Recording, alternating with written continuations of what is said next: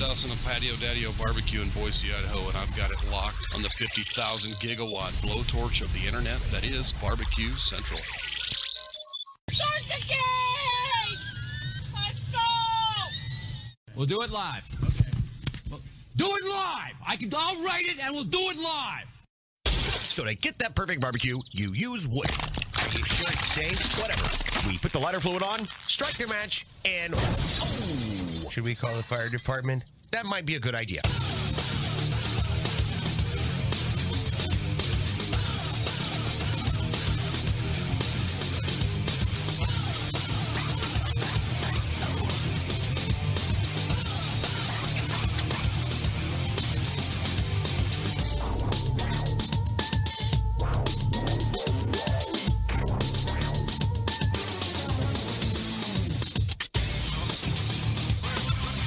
All right, good evening, and welcome to the Really Big Barbecue Central Show. It's the show that talks about all things important to the world of barbecue and grilling, originating from the Rock and Roll Hall of Fame city of Cleveland, Ohio. It is the barbecue capital of the North Coast. I'm your program host, Greg Rempe. Happy to have you aboard here. If you see fit to join in the show tonight, more than happy to have you a phone call and email. That's all it takes to get in touch with me. And if you want that contact info, I'm happy to oblige. You can get in touch with the show by calling 216-220-0966. Email Greg at the bbqcentralshow.com. On the Twitter and Instagrams at BBQ Central Show. Anything else you want to find out about the show can be found at the main website, thebbqcentralshow.com. And here's what's happening in case you get the newsletter. By the way, if you're just tuning in for the first time or you don't really listen and pay attention to the open that I talk about each and every week on the show, you can go to my website and sign up for the newsletter. It's not something that I send out 18 times a week and spam your ass and try and get you to buy in stuff or get your info and then in turn sell it to some company that's going to barrage you with Viagra ads and grill ads and all of this stuff. It's merely a once-a-week release right around lunchtime, noon Eastern, giving you a heads up on what's going to happen on the show later that evening. From time to very seldom time, if there is a deal from a show sponsor that is too good to pass up, that I need to press out to you prior to a show on a Tuesday, I will also make use of that. But anybody subscribe to that list, if they're being honest, how many times does that happen even in the last 2 or 3 years? Once? It's just a heads up. For signing up, I give you my homemade barbecue sauce recipe. I think all you have to do is just give me an email. You don't have to put your name if you want to. Maybe it is a name and email. It's a combination of some names and some emails, and as a thank you, you get my homemade barbecue sauce recipe, which from all accounts, not just my account, is fast. It's fantastic. Vinegary, finish, not smoky or anything like that. So if that's your bag, my homemade sauce, it's maybe a good base that you can then change. If you're looking for a blueprint, my sauce, good blueprint, good structure, then you can go ahead and do whatever you want with it from there. It is the second Tuesday of the month, so you know what that means. The creator of the most heavily trafficked barbecue and grilling website on the face of the earth, Meathead from AmazingRibs.com, will join me. A bunch of different things to talk about. Specifically, we will revisit pastrami. We will also revisit corned beef. I believe St. Patrick's Day is coming up quickly. I'm not a huge St. Patrick's Day guy for any number of reasons, but I know most people are. So we'll talk about corned beef, pastrami, differences, how to prepare, techniques, best ways to serve, what kind of bread you want to make, what kind of toast you want to do, what kind of mustard you want to be using, sauerkraut. We're going to hit it all. We'll also talk about lamb. We will also talk about, there was something else. Well, it escapes the mind. But lots of things to get to with Meathead, AmazingRibs.com in the first hour. That's it. Then we'll move to the second hour. He is a social media maven, part of Team Big Green Egg, and a pro staffer at Me Church. Friend of this show. He was on close of last year Jack Arnold will be joining me. We will be talking with Jack specifically about social media security in a very grandiose way, not to give it all away in the open. But we will talk a little bit about that, recount his tragedy of 2019, which ended up being okay, but still a tragedy as it was happening.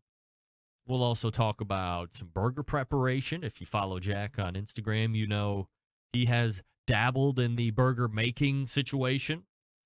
Getting pretty good at it, Jack. Also, we'll talk about terrace major cuts. He just started getting into that. We've got some classes that are coming up this weekend. So if you were lucky enough and forward-thinking enough to sign up for one of those, we'll give you a little insight on what you can expect as a consumer and a student of one of his classes. And there may or may not be some type of NASCAR appearance during his second hour appearance as well. So there you have it. Meathead first hour, Jack Arnold second hour. Get in if you want in 216-220-0966. Greg at thebbqcentralshow.com.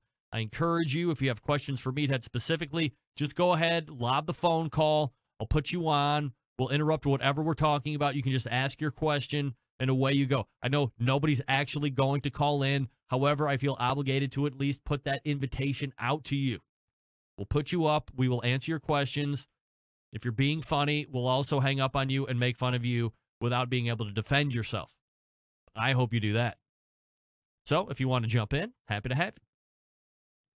All right, let me start here, because I certainly know that this show affords me some opportunities that not everyone gets to experience. For instance, meeting cool people, talking to cool people in the industry, the list goes on. This past weekend, my oldest daughter and I were in one of my favorite cities in the land, Louisville, Kentucky, for a volleyball tournament. The Bluegrass was taking place, as it always does this time of year. And Saturday night, we were invited over to have dinner with the owners of Pit Barrel Cooker, Noah and Amber Glanville. And I want to thank them both for hosting us. We had a great time. Hung out for the better part of 3+ hours or so. And again, had a great time. They have a great home, lots of Pit Barrel cookers at the ready, of course. Their two sons, Easton and Max, fantastic young men. State ranked. Actually, Easton is a state champion wrestler in his age bracket. Max, a state ranked 7th, I believe, overall in his age bracket. In fact, they commandeered Bobby when we got there to show her all of their boy items, masks, Nerf guns, trampolines, all that stuff that boys do. I didn't have boys, so I don't know what the boy stuff is really like. Here's the point of the story. As you have seen, if you follow me on the Twitter and Instagrams, I had lamb for the very first time, and let me tell you, this has been an absolute travesty of my lifetime as I look back. I wish I had gotten on the lamb train well before this past weekend, but I can tell you that I am firmly on that train now and going forward. If you have not tried it, the lamb I had at the Glanville residence was purchased from Costco, so it wasn't some exotic line coming in from France or wherever it is you get lamb. Easily accessible to anyone that has a Costco by them. Simply seasoned. I believe it was the big game rub from Pit Barrel Cooker, and then on one of the pit barrels until like 130 degrees or so. Medium rare, let's call it. And I have to tell you, simply delicious. And I know it was good because my daughter Bobby took a bite off the bone that I was trying initially and then polished off 4 or 5 more bones on her own. So it was good. So thanks again to Noah and Amber, Easton, Max for introducing us to lamb and having us out to their place this past Saturday. Great time. Now, during the dinner conversation, as we're all gathered around the table, inevitably we're talking about how bad steaks can be at restaurants. And their oldest son, Easton, was recounting the last experience they had at a restaurant eating steak. And he came up with a term that I will now be using on this show when I refer to a bad piece of beef. So if you hear me drop the phrase cave cow, just know that it is not a good thing. If I say your meat was like cave cow, I might be trying to pass off something other than saying that beef sucks. But know that cave cow is not a good thing. And my man Easton was eating a steak at this restaurant, and Noah asked him how it was. And Easton said, Dad, it tasted like this cow went into a cave and died alone. I shortened it to cave cow. But I mean, what a brilliant description. The steak was so unimpressive that Easton thought this cow went off into a cave alone and then died. And then the beef folks found it and served it up at the restaurant. Awesome. Cave cow. Let's get it to trend. Cave cow. Bad piece of beef? Dude, that's cave cow, man. Hashtag cave cow. Easton, thank you for that term, my friend. All right, before we get to Meathead, let me talk to you quickly about Matt Eads and the new Grill Seeker book. It's a great book, doing great on the pre. I know this because it premiered on the Amazon as #1 release in the barbecue and grilling section. It's called Grill Seeker Basic Training for Everyday Grilling. Let me tell you a little bit about the author. From the battlefields of Afghanistan, Iraq, Somalia, and Bosnia, to his state-of-the-art outdoor kitchen, Matt Eads is looking to unite people through grilling. No matter our race, gender, sexual orientation, cultural upbringing, socioeconomic standing, political affiliation, cooking over live fire brings people together. Differences get set aside. That's why you should be pre-ordering your copy of Grill Seeker, Basic Training for Everyday Grilling, right now.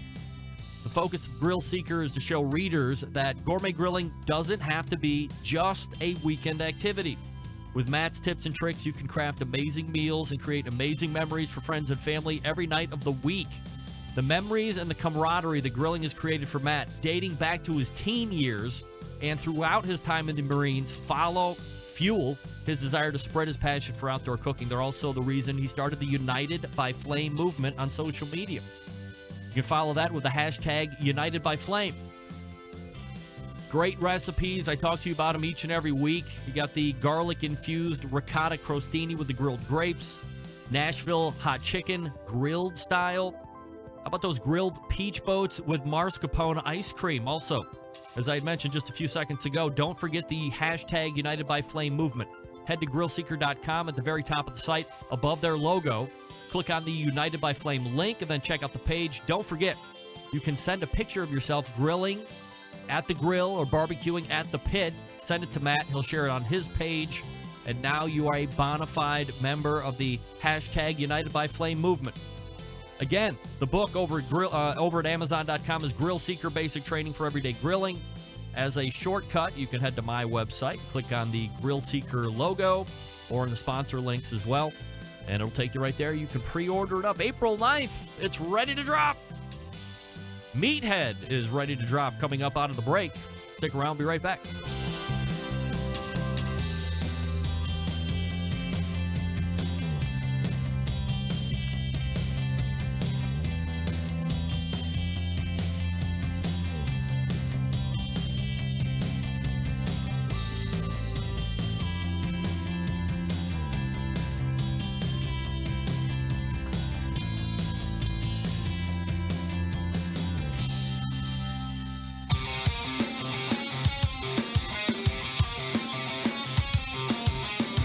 Broadcasting live from the BBQ Central Show studios in Cleveland, Ohio. You're listening to the BBQ Central Show. Once again, here's your host, Greg Rempe. This portion of the show is being brought to you by Butcher Barbecue, makers of award-winning injections, marinades, rubs, seasonings, barbecue sauces, and grilling oils. All of Butcher Barbecue products tested on the competition circuit as well as backyards worldwide. Be the pitmaster of your neighborhood, the king of your cul-de-sac, and visit butcherbbq.com right now. Always trust your butcher. The second Tuesday of the month brings a visit from the guy who created AmazingRibs.com. We race to the hotline and welcome back friend of the show, Meathead. Hey, Meathead. Hey, Greg. Hello, Centralites. How's the rock star of the Rock and Roll Hall of Fame city? We are rocking and rolling as always, Meathead, and we've had some topics that we want to kind of recover. We hit them every so often, especially as St. Patrick's Day rolls around. But before we get into any of that, 2 years ago, oh man, was it 2? Was it 3 years ago? I think we had this conversation when you were on last month when we were sucking back that big magnum of Silver Oak when I was in Chicago for a volleyball tournament. Maybe that's going on 3 years. But you had mentioned specifically, and it stung in my brain, that if you have properly cooked lamb, this is something that literally can change your life. I didn't doubt you. I didn't have lamb that night we were at the Weber restaurant. And as I left, it's just not, maybe almost like turkey. You hear about it. You don't really cook it a lot, but lamb doesn't really have a Thanksgiving, I guess. But it just wasn't on the top of my brain. And then lo and behold, I'm in Louisville, Kentucky this past weekend at Noah Glanville's house, owner of Pit Barrel Cooker. And he had 2, I guess, racks of lamb that you ended up like cutting in the little chops. And I have to tell you, simply prepared, medium rare to internal temperature. And when I sank my teeth into that first bite, I immediately thought of you and how this was what we were going to be leading with coming in on Tuesday. So I'm obviously not telling you anything that you don't already know, but for the folks that aren't experienced with lamb, let's hit on that just a little bit, what you should be looking for, where you should buy it, and then your favorite ways of prep. Well, I got to tell you, Greg, if you're a red meat lover, if you love beef, you're going to love lamb if you get the right cut and you cook it properly. Yep. If you placed me equidistant between a rack of lamb and a beef ribeye, I would die of starvation trying to decide which one to eat first. A ribeye steak comes from the loin primal, the rib primal, and a rack of lamb is the exact same cut, only it's a lot smaller. There's 8 bones, and you cut between the bones, and you get these little lollipops, and they're very small, but they're essentially ribeye steaks from the lamb, and they are as tender and juicy. They do taste a little different than beef, but they're very similar to beef, and if you're thinking they're going to be gamey, you're wrong. Ribeye steaks and ribeye or lamb loin chops, rather rack of lamb chops, are just spectacular and equally wonderful. And you cook them the same way, medium rare. Use a simple rub. You can go with straight salt and pepper. A lot of people like rosemary and garlic on them. I've got a couple of rub recipes on AmazingRibs.com that work great on lamb. But they're fantastic, absolutely fantastic. A lot of people think lamb tastes awful because they had it when they were young, and they probably had mutton, which is old lamb. What does that mean, old lamb? Like old in age, like an old lamb? No, it's from an older animal. Okay. It's from a mature animal. If you go back down to Kentucky and head over to Western Kentucky, where they do lamb shoulder like they do pork butt and many other places, you're getting mutton. You're getting mature animal, and it's cooked to 200 degrees. It's pulled, and it's a whole different animal, and it's a whole different taste sensation. The 2 best cuts on the lamb are the rack of lamb, which is the same thing as a rib primal, which typically on a steak, on a beef, is 7 bones. On a lamb, it's 8 bones, and they're little tiny rib bones, and you can cut between them, and you've got these tomahawk chops. But the trick is to cut them every second bone, so you have double wide, double thickness, and then they're about 1.5 inches to 2 inches thick, and you grill those up. And it's just like grilling up a beefsteak. They're phenomenal. Now, lamb fat. Meathead, let me interrupt you for a second. Do you want to take a phone call? Yeah. Let's do this. You're on the air with Meathead. You're on the air with Meathead. Meathead. Yeah. Yeah. Who is this? It's Phil from North Carolina. Hey. Are you still with Meathead? Yeah, go ahead. Do you have a question? Yeah. I'm a fan of the gyros. Yep. So, how do we? Is that a roast or what? Okay. Touch on it quickly. Gyros is ground lamb. Typically, it's ground lamb, ground beef, and ground pork, all mixed together into what is essentially a meatloaf. And it's put on a vertical rotisserie, and it's cooked in front of a gas flame. And it rotates and it rotates. And in the restaurant, they take a thin knife and they slice just the brown surface, and they keep slicing just the brown surface so you get that crusty bit. It is something I have tried to perfect for the backyard barbecue, and it's really hard to do on a regular rotisserie, which is horizontal, because it's ground meat. It's like trying to put a meatloaf onto a rotisserie. It sags and it falls off. On a vertical rotisserie, it works. And I've seen guys who have jury-rigged a rotisserie gizmo so it sits vertical. I'm still playing with it, but it's basically a mixed meat meatloaf cooked on a vertical rotisserie. It's served with a tzatziki sauce, which is yogurt and mint and a few other things. It's wonderful. I love it. I believe it was invented here in Chicago. I'm not 100% sure, but it's a lot of fun, and it does have lamb in it, but it usually is not pure lamb.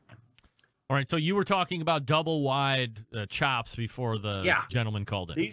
These are rack of lamb chops. Yep. So visualize just like a beef ribeye, a whole rib roast, only smaller, 8 bones. I would say an 8-bone loin chop is maybe 8 inches. And you have to trim off the fat. This is important.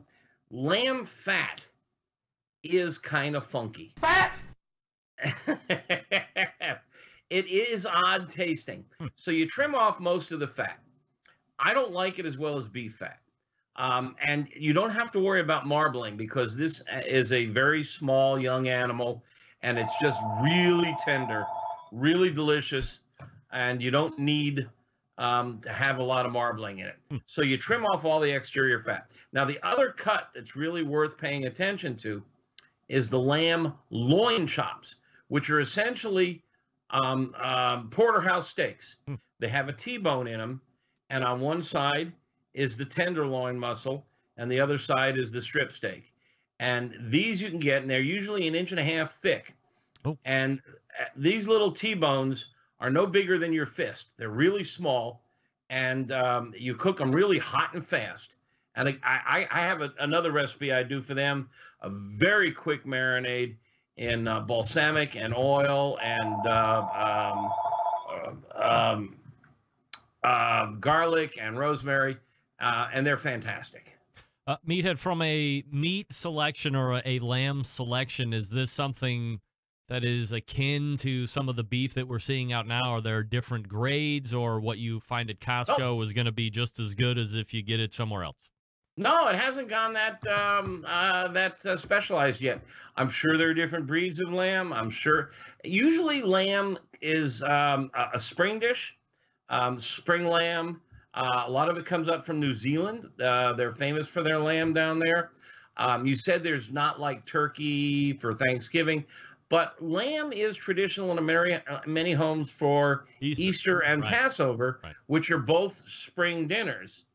In fact, lamb is prescribed as part of the Jewish Passover, although most of the time it's pot roast or something else. But there's one other cut of lamb that's worth discussing, and then another, and that's the leg of lamb. And the leg of lamb is a lot like a pork ham. It can be, it's about the size of a small football. Yep. and has a bone running through it. It also has what's called the H bone, which is a hip bone. And you can roast it bone in, or you can try to take it out. If you take it out, you get this kind of big floppy thing that you can stuff and roll up, or you can put all kinds of herbs in it and roll it up. And again, these things, but all three of these cuts, the rack of lamb, the loin chops, and the leg of lamb are best medium rare to medium, reddish to pink, 130 degrees to 135 for medium rare, 135 to 140 for medium, they're absolutely spectacular. A great thing to do with them is a board sauce. If you don't know what a board sauce is, go to AmazingRibs.com and look up board sauce. But basically, it's a bunch of chopped up herbs and some olive oil that you throw on your cutting board, and then you cut the meat on top of it and roll it around in it. And it's shocking. The herbs and stuff don't take over. They really mellow with it. But really, if you've just been skeptical or been afraid of lamb, just go get a rack of lamb or some loin chops. The leg of lamb is a bit of a commitment. It's a big hunk of meat. It's probably 5 pounds or something. But a rack is enough for 3-4 people. Well, so, there were 3, 4, 6 of us at dinner last Saturday. He had 2 full racks of lamb. He also had 3 strip steaks that he cooked on the pit barrel cooker as well. But his sons are meat eaters, that's for sure. And I think between the 6 of us, we got through everything almost all the way to the end. So, I'd say a couple racks of lamb for a family of 5 that might not be tremendously big meat eaters in general. You're probably going to have some left over even. There's one more lamb cut that I should talk about, and that's ground lamb. And you can also find lamb patties in a lot of grocery stores, and it's just lamb hamburgers. And they're wonderful. I just do the dumbest, simplest thing known to man. My local groceries sell them already pattied out, maybe 1/2 inch to 3/4 of an inch thick, 6 ounces, maybe 7 ounces. I just take them out. I give them a sprinkling of salt and garlic powder on both sides. And then I just grill them off, and that garlic powder kind of singes and gets crunchy. And I serve it on a pita bread with a tzatziki sauce, which is really easy to make. It's made with yogurt, but you can do it with ketchup if you like. And I absolutely adore lamb burgers. Again, I have recipes for all of these on AmazingRibs.com. I'm a huge lamb fan. And if you've been skeptical or afraid, you got to try this stuff. All right, 2 quick questions. One, do you have a side of the fence that you stay on when it comes to mint and lamb? Well, not mint jelly. A lot of people serve mint jelly. When I was young, which was a long time ago, I'm closing in on 70. When I was young, lamb was always served well done. It was almost always mutton from an older animal. Wasn't everything well done back then, Meathead? Yeah, really. It was kind of funky, and it was often served with mint jelly. I mean, jelly. I mean, really, would you serve a steak with any kind of a jelly? Never. No. And that was typical. And people like it. I'm not going to condemn them for it. But now, chopped mint in a tzatziki sauce is common. And it works. Basil is related to mint, and it's a similar character and flavor. You could use basil if you prefer. Mint does seem to, the flavors that seem to be standard are rosemary, garlic, mint, not jelly, but mint leaves. And they're really common with the sauce. Also, another traditional technique is you'll get a rack of lamb, which is 8 bones wide, maybe 8 inches long. And people will coat it with mustard and then put breadcrumbs all around it. And then they'll roast it or grill it that way. And those breadcrumbs get really crunchy, and you can use seasoned breadcrumbs if you wish. Meathead from AmazingRibs.com talking about lamb. The second question that I wanted to have, and I'm only asking this because the country's most renowned purveyor of meat, Pat LaFrida, said on this show a number of months ago, and you had mentioned it, that lamb is typically brought in from New Zealand. He said New Zealand lamb is the worst lamb that you can possibly get. Agree or disagree? I've not had a lot of it to be able to make such a pronunciation. I'll bow to the wisdom of Pat LaFrida. I have had New Zealand lamb and liked it.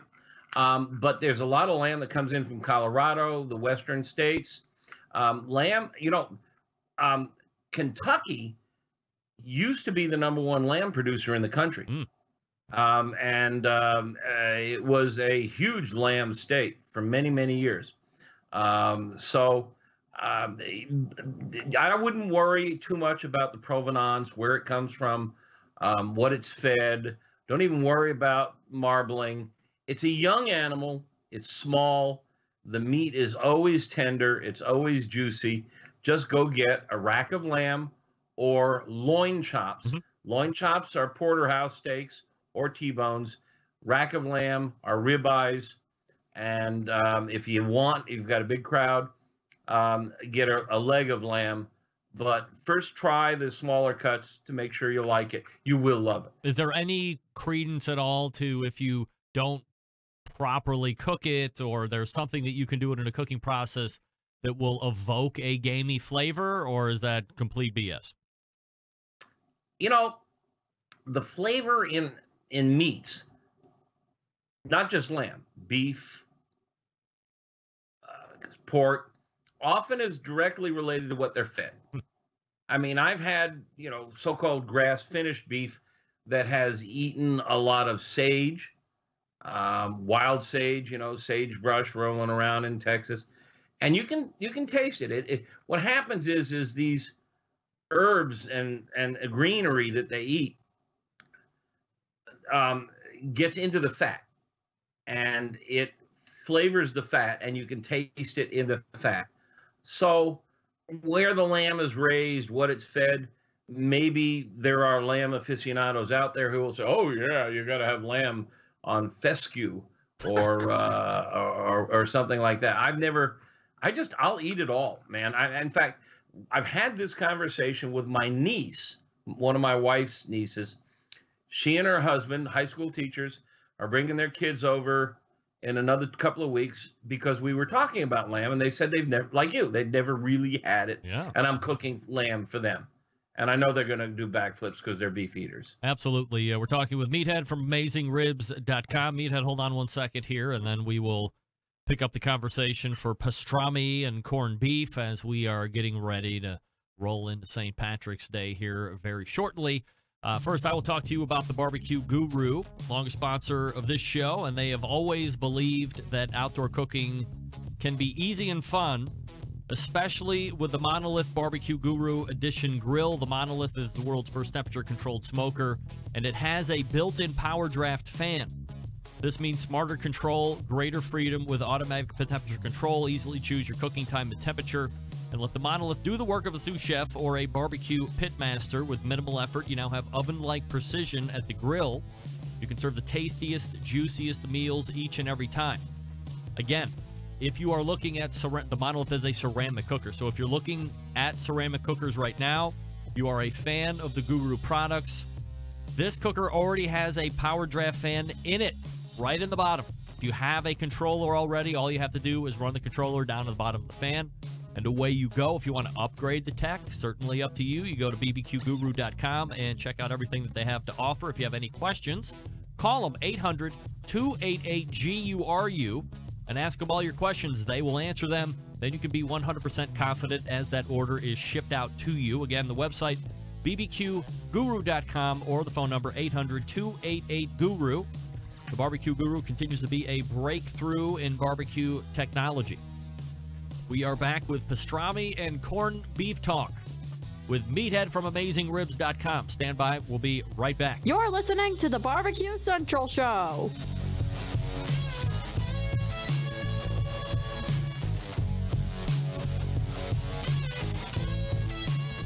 Continuing to produce incredibly mediocre content in an exceptionally professional way. You're listening and watching the Barbecue Central Show. Once again, here's your host, Greg Rampey. And this portion of the show is being brought to you by cookinpellets.com, your number 1 source for quality wood pellets. For all of your pellet-driven cookers, a vast array of flavors for you to peruse and try. Visit cookinpellets.com for more information or to purchase. In lieu of buying at cookinpellets.com, you can also do it at amazon.com as well. Chris Becker and the good folks over at Cookin' Pellets. As we are rejoined by Meathead from AmazingRibs.com. Any other lamb stuff that we want to tie up before we get into the pastrami and corned beef?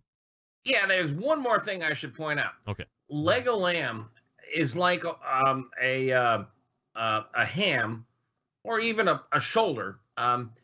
There's a number of different muscles, and there's a lot of sinew and connective tissue in there.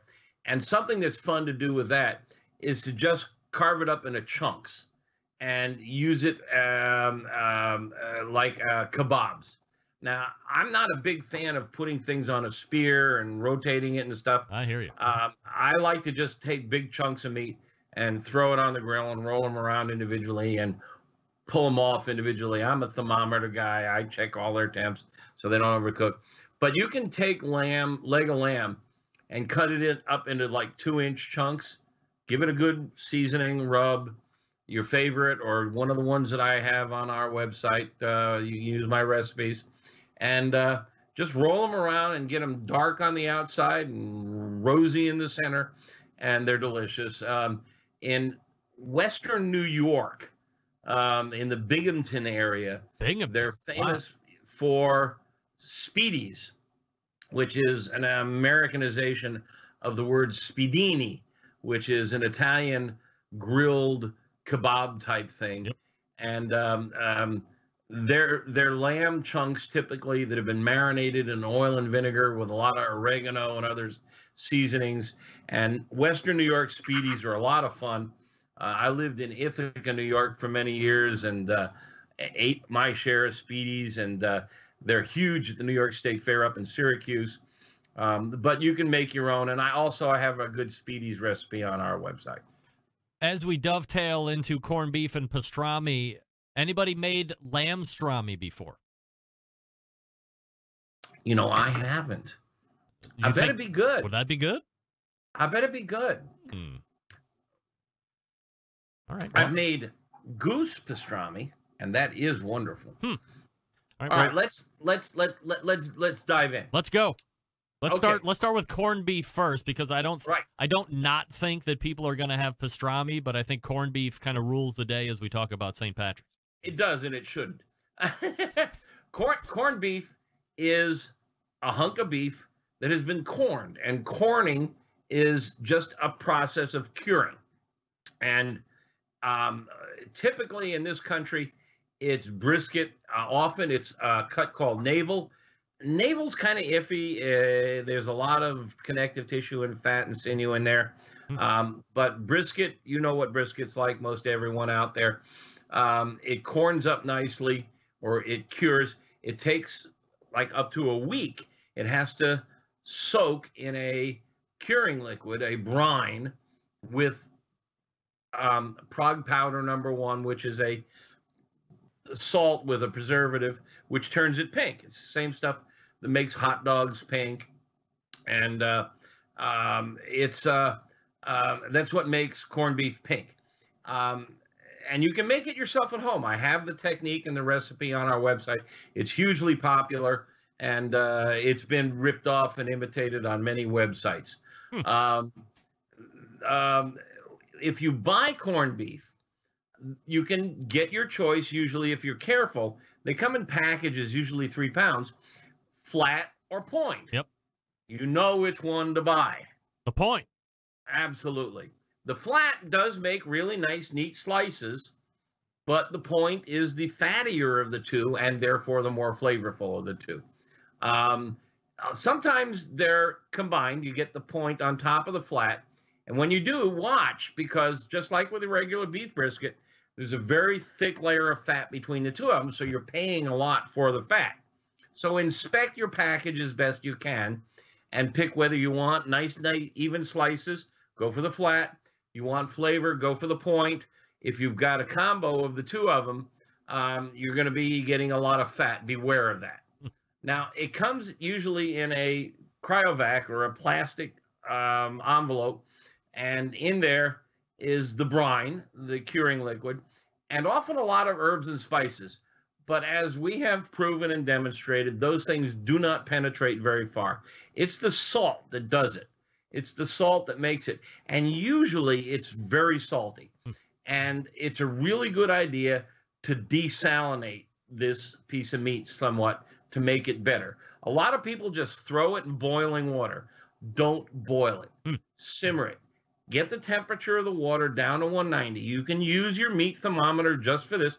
You want little bubbles, not big bubbles. And when you get those big bubbles, boiling temperature, it's just going to shrink it up. It's going to form a cup. It's going to squeeze out all the moisture. And yeah, even though you're simmering it or boiling it in liquid, you can dry it out. People don't understand. When you make a stew, you can make it really dry by overcooking it or by cooking it too hard. So keep the temperature down around 190, little tiny bubbles, simmer it. It'll tenderize it, and change the water a couple of times. That will pull off some of the salt. It'll be much better if you do that. Now, a lot of people also throw in the meat, the carrots, the potatoes, and the cabbage all at once. That's a mistake. Throw the meat in and let it go for a while. Change the water a couple of times. Keep the water around 190. Bring the meat up to about 190 or fork temperature, a couple hours at a simmer temp. And then, just about an hour before dinner, throw in the carrots and the potatoes. They'll take a little longer than the cabbage, but don't put them in until just an hour or so before serving. That will tenderize them, but it won't turn them into mush. And then a half hour at the most before serving, throw the cabbage in there, and that also will tenderize it, flavor it, but won't turn it into mush. And those are the secrets. And I have the recipe and the technique all in detail on AmazingRibs.com. And just to be clear, when you're talking about changing out the water 2 or 3 times, you're talking about during the cooking process? Yeah. Bring it up to a simmer. Let it simmer for 30, 40 minutes. Then take the pot, dump the water out, put some more hot water in, put it back on the simmer, and let it go some more. And I'd say at least twice. It really pulls a lot of the salt out of there. You can see. I mean, the water gets very cloudy, and a lot of that is heavily impregnated with salt. Finished temperature wise, what are you looking at? Yeah, you're going up to about the simmer temp, around 190. Whatever you're simmering at, it's going to come up to that temp. It's going to, after a while, it'll just come up to the water temp, and that's a good temp. It's like a brisket. In the 190 to 200 range, it's going to be just fine. All right, so that's corned beef. Then there's pastrami, so similar but very different. All right, I'm going to say something that are probably going to get half your listeners to hang up and go listen somewhere else. All right, can't wait. Here we go. Sorry about that, Greg. That's fine. But I believe the ultimate expression of the beef brisket, which is the pectoral muscles of the steer, is not Texas brisket. It's pastrami. Wow. Look at you making a bold statement. My God. Now, a lot of pastrami you buy in the deli counter is made from the rump or the back leg, and that's very lean. But the best pastrami is made from the brisket, and it's first corned. Basically, pastrami is corned beef that's been smoked. But the secret is in the rub. Now, pastrami lovers worship Katz's Delicatessen in Lower Manhattan. Yep. Katz's has been there since the 1880s. They've been smoking brisket to make pastrami since the 1880s nonstop. Now, I know one of your sponsors is a really good Texas brisket cook, also famous for their sausages. Southside Market since 1882. Southside Market, and I love them to death. Yep. And they were founded a little before Katz's. But they went out of business for a period of time. So they have not been continuously making brisket. So I say, technically, The oldest barbecue joint in America is owned by a bunch of Southside Manhattan Jews. Cat's Deli. Look at Cat's this. Deli. Wow. And their pastrami is god awful good. They make it right. They do it right. It's hand sliced, no machine slicing. It's a lot of fun. This is the restaurant that when Harry met Sally, Sally faked orgasm on the camera. Billy Crystal and what's the woman's name? Meg Ryan, I think, is what you're looking for, but I don't seem to recall that scene specifically. Can you give us a little bit of a mind jog, maybe? Let's hear it. No, it was Rob Reiner, the other meathead, directed that movie. Yeah. Meg Ryan was the girl, right? Who? Meg Ryan. That's it, Meg Ryan. Of course. Billy Crystal and Meg Ryan, they're sitting, and they still have a little sign over the table. This is the table they sat at, and you can eat there. And she fakes orgasm, and the woman in the background is looking there, is an older woman looking at her going, and she finally looks over. The waiter comes by, and she says, "I'll have what she's having." That was Rob Reiner's mother. Really? But their pastrami is fantastic, and so I studied them. I'd go in there and I'd order and I'd study and I called them. I interviewed the chef, and I have the rub pretty close to the real deal, and that's the secret. And the rub recipe on AmazingRibs.com, and if you follow my technique, people all the time say it's every bit as good as Katz's or better. I call it close to Katz's pastrami. It may be the best recipe I've ever created. It may be the best recipe on AmazingRibs.com. If you like corned beef, take it one step beyond. Use this rub, smoke it, follow my procedure, make pastrami. If you love Reuben sandwiches, which are made with corned beef, I love it. Make them with pastrami. You'll go straight to heaven. Well, according to Fred Hickson on the instant chat on YouTube, the pastrami recipe on AmazingRibs.com is indeed the best recipe on AmazingRibs.com.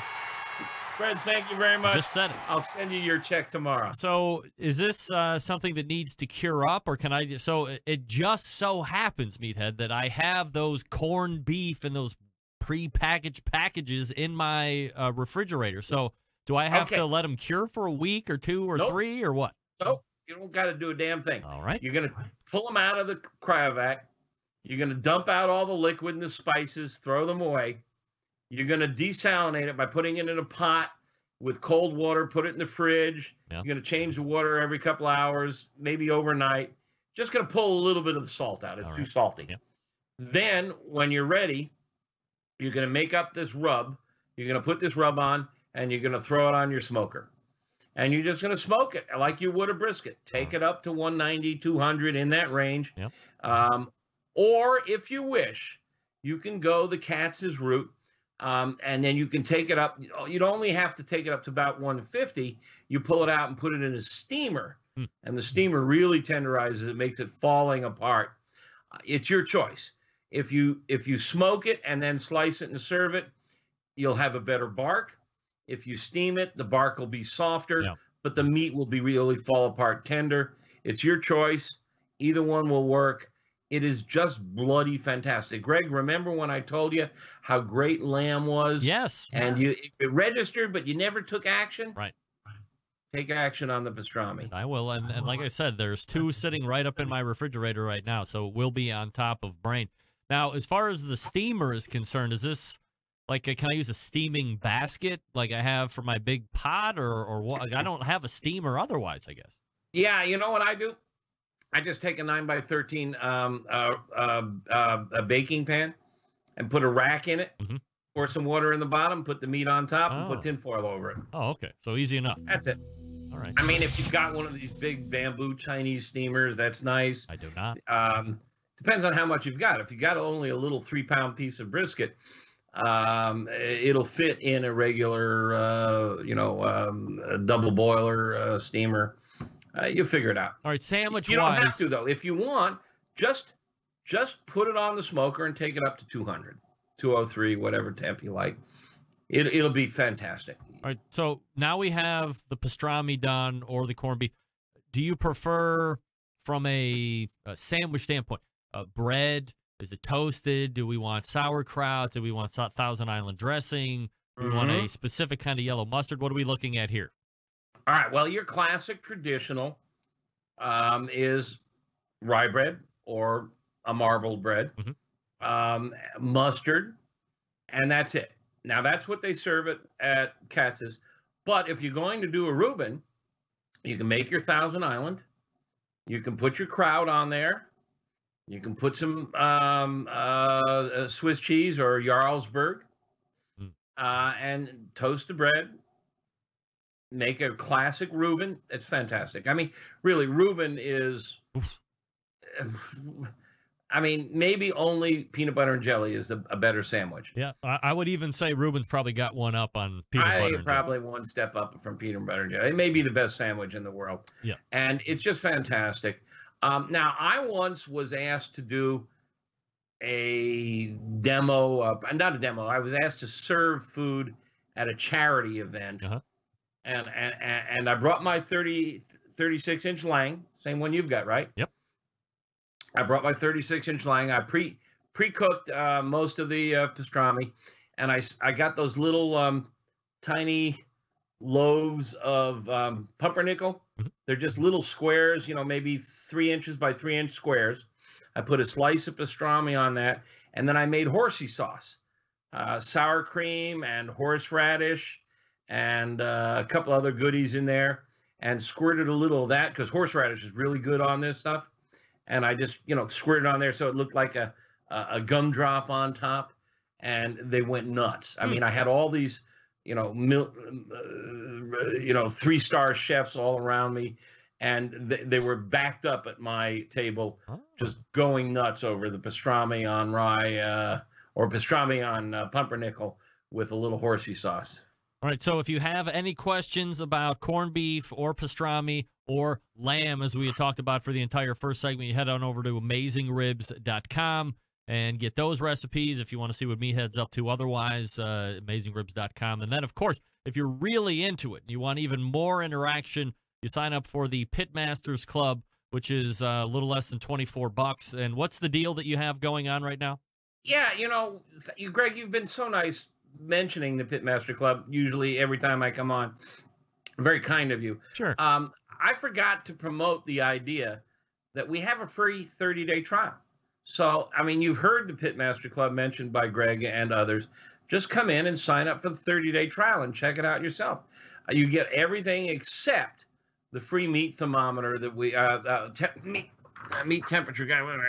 Reach it over your. We got a really nice big old meat temperature guide that members get if you can see it on the TV monitor. And we have a monthly giveaway. A lot of manufacturers have grills and smokers up to $2,000 worth, and you get to pick the good one, Pit Barrel, Mac, some really good products there. And if you win the lottery, your chances are 1 out of 16,000 members. Yeah. But it's every month. So 1 out of 16,000 times 12. So you've got a pretty good, I mean, it's a heck of a lot better than the state lottery, and you can win a $2,000 grill or smoker.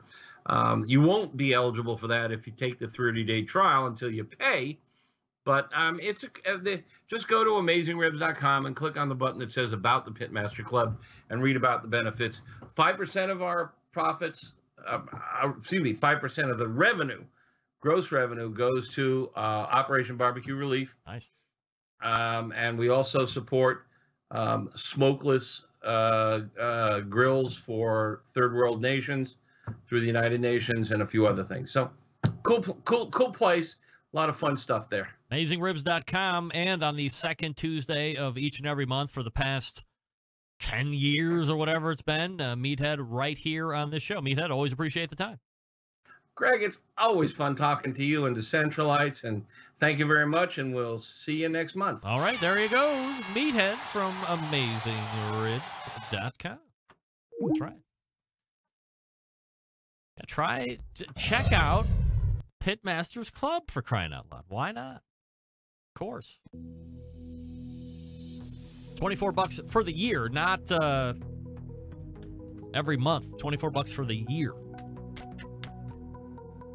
All right, let me talk to you quickly about Big Papa Smokers, the one-stop online shop for all things barbecue. Their curated selection of only the best outdoor cooking and grilling supplies will get you on your path to better barbecue results in no time. Everything at BigPapaSmokers.com has been Pitmaster approved by Sterling Big Papa Ball himself. From award-winning rubs and sauces to American-made grills and smokers, Big Papa Smokers has something you need to make you a better outdoor cook. You into rubs? Who's not? They have some of the best rubs on the market right now. Popular flavors like Sweet Money, Cattle Prod, Cash Cow, Little Louis Seasoned Salt, Double Secret Steak Rub. How about 13 perfectly balanced flavors that transform ordinary meals into extraordinary? They have a great relationship with Steph Franklin and the folks over at Simply Marvelous Barbecue. Put them together, and now you have the West Coast offense dominating the competition scene and backyards for years. They also own Granny's Barbecue Sauce. If you're looking for a new go-to sauce, Granny's is the one you're going to want to try. They have Granny's and other top-rated barbecue sauces at BigPapaSmokers.com. And aside from the premium selection of rubs and sauces, they also offer the very best pellet, charcoal, and wood cookers available today. Looking for a versatile smoker that's easy to use? Check out the Mac 2-Star General Pellet Grill. Big Papa Smokers, the exclusive Mac dealer, even offers special packages. If you're not a fan of the pellet smokers, no problem. Take a look at the Old Hickory Ace BP, the only charcoal smoker that Big Papa trusts on his competition trailer. And if you're a backyard barbecue enthusiast looking for a durable and versatile grill that will last forever, the M Grill from Texas is just what you need. They're built like tanks. If you're not sure of what grill you need, you really can't go wrong with anything featured on the website. They have something for every kind of backyard cook and budget. So look, it's clear that Big Papa's is the place to go for all things barbecue. Every product featured on the website hand-selected to help you barbecue better. Boost your barbecue skills with the help of Big Papa Smokers, the #1 online barbecue store. Call them toll-free with any questions, 877-828-0727, or shop the website at BigPapaSmokers.com. That's BigPapaSmokers.com. Back to wrap the first hour right after this. Stick around. We'll be right back.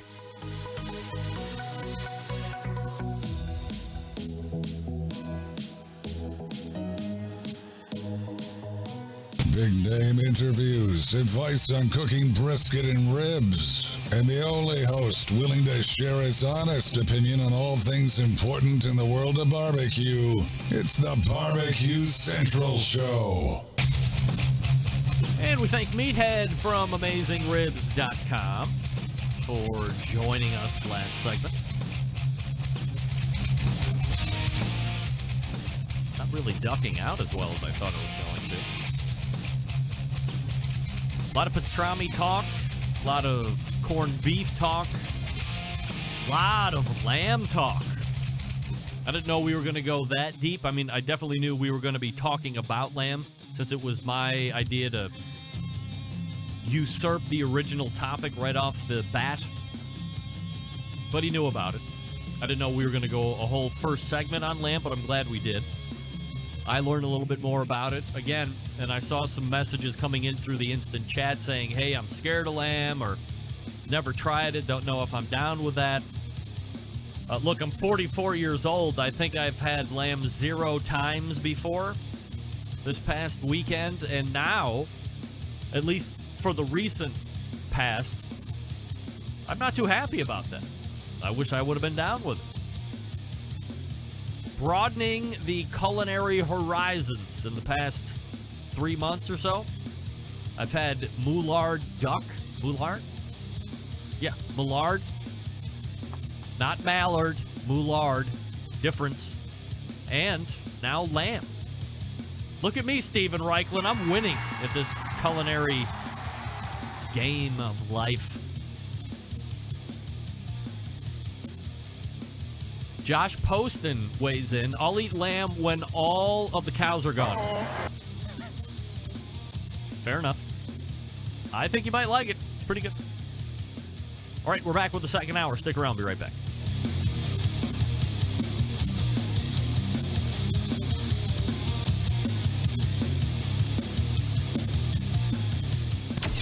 This is Huck Jr., the host of In the Hut, and you're listening to the Barbecue Central Radio Network. All barbecue and grilling, all the time.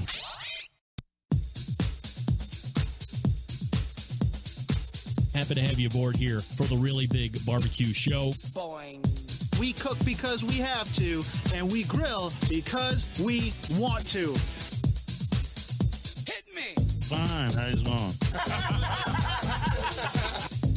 You have a great show. I'm a big fan. Boing. So what seems to be the problem here? This man looks like he's dead, and he's in the crackle. Charbono! It's all about the charbono, dude! Succulent fish! What? He ate 2 feet for wieners. Oh, listen, Lavernius, shut your face. I'm shaking like a dog shit peach seeds. We have top men working on it right now. Top men.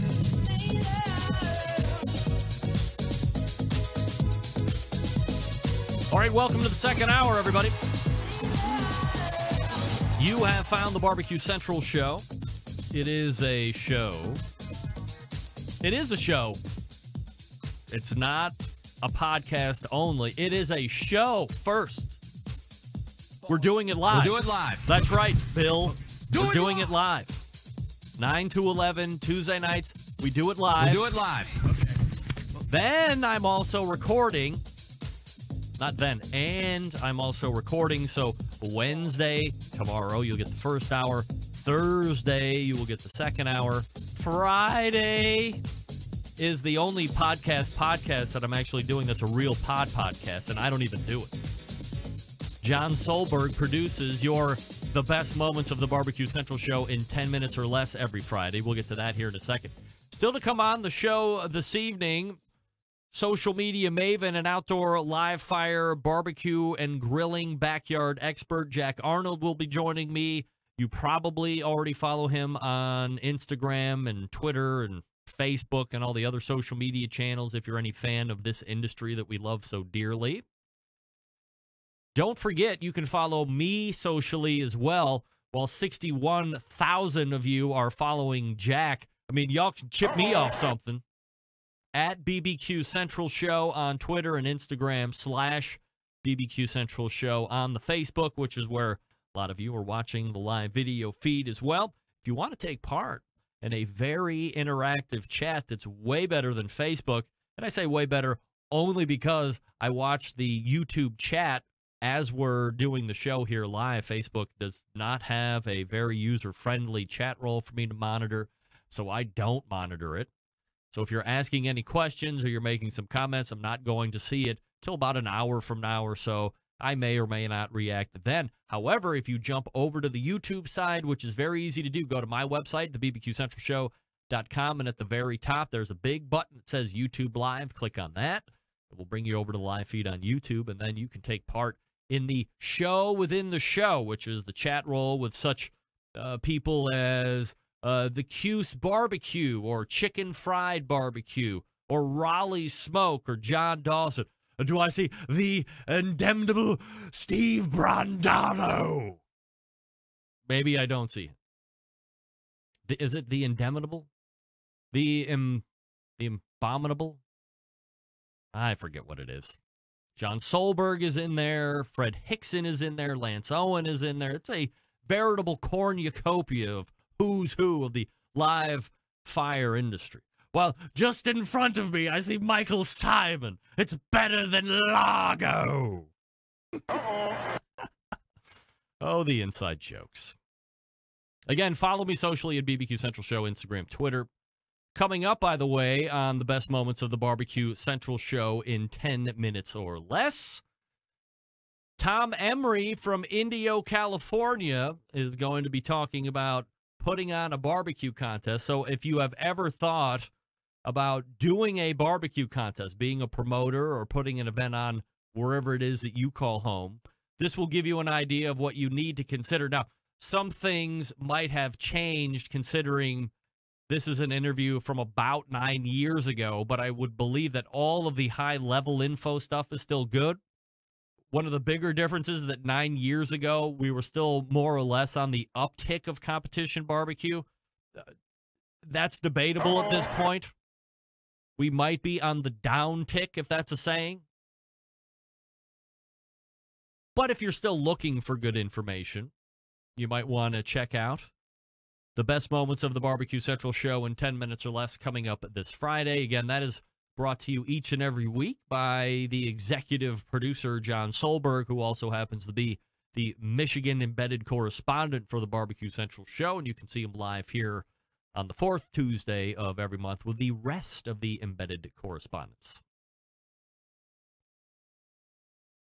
Also, every Friday, aside from the best moments release into the podcast feed, I show up locally here in Cleveland on a radio station called WINT, locally 1330 AM and or 101.5 FM simulcast.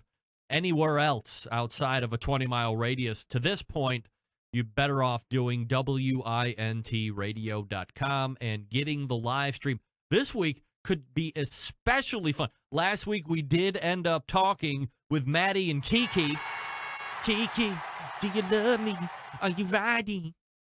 We talked with our Canadian sisters? It's brethren, right, to say when you're talking about ladies? Sisters? Our Canadian lady friends. And we learned a little bit about them. I decided at that point they're at least on the hedge of coming on the really big Barbecue Central show. Barbecue entertainers they are. So that was fun last week. I kind of teased that because we missed it the week prior, but that did execute. I don't know where that is in WINT radio archive land. That doesn't happen very quickly over there, archive-wise. Like, this show is right on top of it. This week, I'm actually going to be trying it out remotely, so I will not be in studio, but I still plan to do the segment, as I will be on a college visit with Bobby in the booming metropolis of Greensburg, Pennsylvania. So if you want to see or hear me bring my tech act on the road, this might be a good show to tune into. And yes, the engineer and I will be doing a test tomorrow morning to confirm that, at least in high-level concept, the setup works and that I won't look like too much of a rube when I show up on Friday, and inevitably it's going to sound like crap. But we will be doing our due diligence on this side of things to make sure that we are ready to have me sound like I'm in studio, but indeed we aren't in studio. I will be on the road. Of course, it was only a matter of time before this. According to local12.com, London CBS, company uses 3D printer to create a steak. That's right, a Spanish company wants to fill the world with conscientious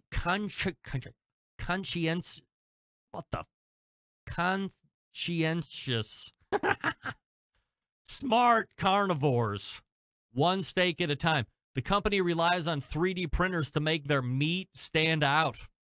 And a quote, it's an awesome innovation. It's an awesome, innovative entree that goes from printer to pan, said Giuseppe Schianti, founder of Nova Meat. Schianti came up with the idea 2 years ago. Since then, he's been printing and preparing vegan steaks like this for people around the world. It's about new meat. It means plant-based meats, substitutes. So we're creating the first 3D printer plant-based beefsteak. The edible link, I said ink, ingredients such as rice, peas, and seaweed come in a cartridge. The 3D printer takes the role as sous chef, working meticulously to prepare the meat in under 10 minutes. It's printed with the same texture and appearance of a normal beef steak. After a sizzle on the skillet and a dash of oregano. Ready to eat. Mouthful, one taste tester eagerly weighed in.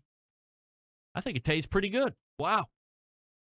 Schianti says The technology offers an alternative to meat since livestock farming is one of the leading contributors to greenhouse gas emissions. He also says it tackles the issue of sustainability since many Americans eating double the recommended amount of red meat. Yeah, we are, because we're fat.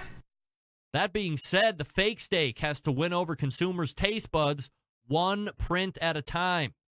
3D steaks are still not available to buy. The company hopes to expand its food option in the future by creating 3D tuna steaks and chicken breasts.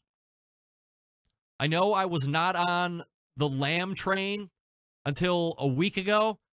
I can't sit here and tell you with good conscience that I'm going to be on the 3D printing steak train. I don't think that's going to happen. It's not that I'm against plant-based meat, okay? It's not that. I've had the Impossible Burger. I'm a fan of the Impossible Burger. I would imagine that if you are reading the ingredients, and especially the protein or the FDA label part of it, like calories and such, it's not necessarily a healthier alternative. You're not saving calories. In fact, on some of these things, you're increasing calories. You're just not eating red meat. And how much does that 3D printer cost? Moreover, how much is that vial of steak ink that I'm getting ready to drop cost? 3D printing steak, if you need it, not available for sale right now. And that's not the weirdest story that I'm going to be telling you about in the next few weeks, but it ranks right up there. Thanks to John Dawson for contributing that show fodder, I think. Hey, Green Mountain Grills has the new Prime line coming out. Ready to go. Look through windows on both the pellet hopper and the cooking chamber hood. So if you're a fan of looking, but you're also a subscriber of if you're doing that, you're not cooking, you don't have to worry about it anymore. Now you can just look right through the window of all the Prime lines, Daniel Boone and the Jim Bowie. It also has the 12-volt power, which gives you precise control of that auger and draft fan, increasing pellet consumption by leaps and bounds. Huge. Huge. Now, if you want something to take on tailgates, maybe you're going to the NASCAR race this coming weekend in Fontana. Maybe. Davy Crockett is the one that you're going to want to take. It'll fit in the back of most trucks, vans, and SUVs. It's pellet fired for that great flavor. You can plug it in to your 12-volt adapter in your car if you don't have access to the traditional power outlet. Man, oh man, doesn't get any better than that. Plus, you're not sacrificing a tremendous amount of capacity for the portability. You can fit a couple pork butts in there. Probably do 3-4 steaks if you want to. GreenMountainGrills.com is the place to go to check out those products. They also have the Classic line available as well, but Prime is where it's at right now. You're going to want to check it out. Same cooking capacity, but it's geeked up. It's ready to go. Cooking precisely. The Wi-Fi technology, dual probe internal meat temperatures. Come on now. GreenMountainGrills.com. That's GreenMountainGrills.com. Jack Arnold coming up out of the break. Stick around. We'll be right back.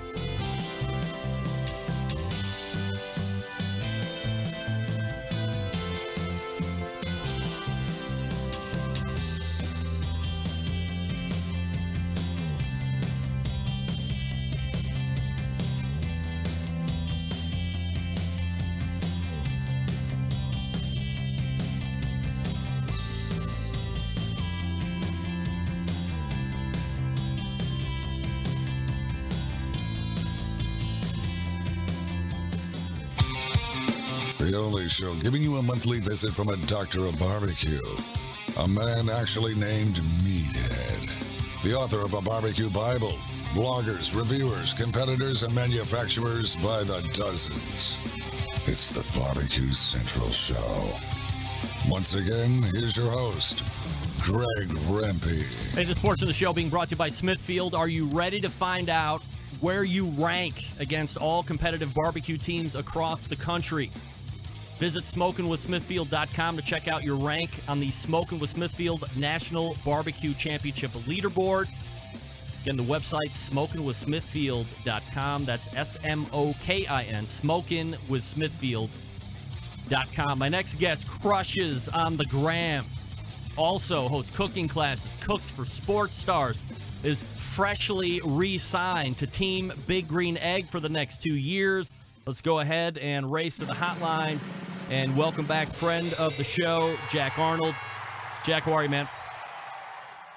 Hey, Greg, what's going on, buddy? And Happy I am Tuesday to you, my happy friend. Tuesday to you. Appreciate the time as always, and we are rocking and rolling here in the Rock and Roll Hall of Fame city of Cleveland, Ohio. Now, I've dovetailed that nicely into the first question since we are in the Rock and Roll Hall of Fame city this evening here.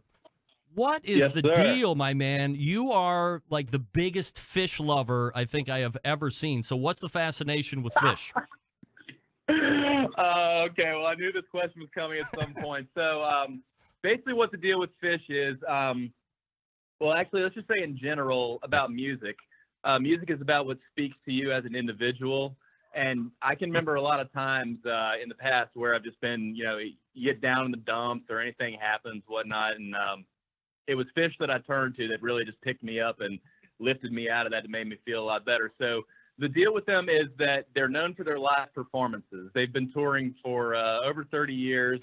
I've seen them 36 times right now. Really? Each one of those I have seen. Yeah, it's a lot. But the thing is, each one of the concerts is a different concert experience. They switch up the set list. The song is different. It's a little bit more lengthy, or a little bit shorter. They go harder, they go softer. Some shows they'll do like a 5-song encore. And it's basically about being there for the experience. You don't know what they're going to do, what they're going to play, but you know that you have an attachment to these 4 guys on stage who are doing something that no one else is doing with improvisational music. The fact is that it's just 4 guys who can really make a whole lot of sound on one stage together. And it's really quite something. And they've been together since college. So anyone can respect that. You don't have to be the biggest fan of the music, but luckily there are a whole lot of people who do get it and who do enjoy when we play the music and really seem to dig the vibe that we put with the barbecue. All right, so let me ask you this because, from a very high level, I had heard of fish, but I don't know if I just never knew anybody that was really into it. So who was your exposure in? Is it something you found on your own, or did like a older buddy or a friend of yours said, hey, I'm a fish fan and invite you in? I actually had a few friends, back when I lived in Virginia, and then a few more here who were just fish fans. I never really gave it a chance. And once they did their reunion show in Hampton in March of 2009, after they broke up in 2004, that's when I started to give them a chance and realize that, there's really something to this. There has to be a reason for the following. There has to be a reason that people will travel anywhere to see this band. There has to be a reason why they sell out Madison Square Garden 4 nights in a row at New Year's in 5 minutes. So I just kind of fell into it. And I went to a show, and just like that, I was hooked. And I keep going, and I keep enjoying the experience. And I love seeing what they do. And like I said, it's all about how it makes you feel on the inside. And they've certainly made me feel a whole lot better when I haven't felt as good, When you watch your posts on Instagram, I mean, typically you are jamming some kind of a fish. You got a hashtag fish, or you're at fishing on Instagram. Do you think that played some kind of a role in helping you gain that following that you had? Like fellow fish people were like, hey, man, not only is this guy cooking awesome food, but we dig the jams. We have a similar mindset. I want to say yes. I feel there had to be a correlation between the two, because a lot of my favorite comments that I'll get is when guys will say, or anyone, guys or girls, they'll say, wow, that I was literally at that show, the song you're jamming, because I will, it's a lot of the time I'll list that it's by Fish, and then I'll list the date of the show, Yep. and then I'll list the city that it was in or the venue, and then the song they were playing, and people will say, God, I was listening to that the other day. That was a really peak jam for those guys. It's funny how many people will actually get it when I play certain ones. They'll say, man, that's some of the good fish right there, Jack Arnold joining me here on the show, at Jack Arnold on Instagram. Over almost 61,000 followers, maybe 61,000 at this point, but at last check it was just shy. Let's get into a touchy subject here, Jack. I know you're so anxious to talk about it, but if you are a follower or if you follow Jack's profile on Instagram. Recently, I call it Hackgate 2019, but somehow or other, your online profile for Instagram was hijacked, and it was kind of a tense. How long did it end up actually being taken away from you? This was, I noticed it on February 22nd, and it lasted until the 27th when I was able to get it back. Basically, on the 22nd, that morning, around 9:15, I got an email from Instagram saying, hey, do you confirm changing your email address to this? And it was clearly a spam email, and I noticed it immediately. I was like, of course I didn't do this. So they have an option in the email saying to revert this change if you did not request this. Mm-hmm. So when I clicked that link, the link was broken, which instantly made me realize I might have a serious problem. I didn't know what was going on. I didn't know how someone was able to get in there, but it was extremely scary. That's what they were doing. They got in my account and they basically kept it. So I had to start a new one. It was something that really, it was heartbreaking to say the least. We put a whole lot of work into our Instagram, to say the least, but you almost feel like your security's been violated, which it has been. And, I just really can't say enough about activating your two-factor authentication, strengthening your password. I mean, I did not have my two-factor authentication on, and that was my fault. It is absolutely on now. My password is double the length and double the strength. So I don't wish upon anybody to go through what I had to go through for 5 days. It was really a challenging thing, but by the grace of God, we were able to get it back. I really want to thank WCNC and in particular Kendall Morris for calling me and saying that she was doing a story on hacking and social media. They had known me because I'd been on for a couple cooking segments, and she got the story out that night. And I actually videotaped it from my phone on NBC when it was on that evening and put it on my Instagram story, and that was kind of what led to it. So I really want to thank them, and I can't thank the entire barbecue community enough for being there and writing all the comments and sending me all the messages, because it's really like they were completely, they all felt the pain that I was going through. And they were really there for me when I need them. So I just want to tell the whole community I love them very much. I think it's kind of weird to put ourselves in your shoes, because unless you have that, I mean, certainly there's a number of Instagram people that have, way more, I mean, I think everybody has way more followers than me, but there's other people that have way more followers than you, millions, hundreds of thousands, all this stuff. But if we're taking it as it is, I mean, this is a huge deal for you. You spend a lot of time cultivating, doing it authentically, not taking, the crap or the bag ways out and buying or doing the unlike BS kind of stuff. This is all grassroots organic growth that you were able to get to that, 61,000 type followers. And then to have somebody backdoor into your account and take it over.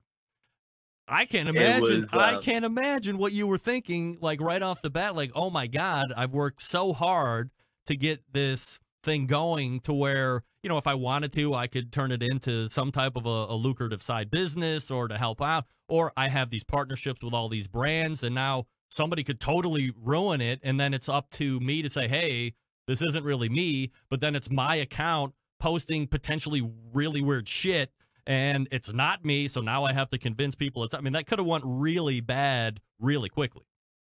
It really could have. I mean, the fact that Instagram didn't really give me the support or the assistance that I really needed, because as soon as that, the link was disabled, as I tried to revert it, I immediately emailed them and replied to that email saying I have been hacked in all capital letters, and basically pleaded my case. I had screenshots of, everything that was proving it was myself, and just couldn't get in. And to this day, I still haven't heard back from them. I try to not be judgmental, but, that's something Instagram very much needs to fix, because, to be totally honest, it was hard to eat and hard to sleep. My wife was worried about me for a minute, but again, we were very, very fortunate to get it back one way or another. We did.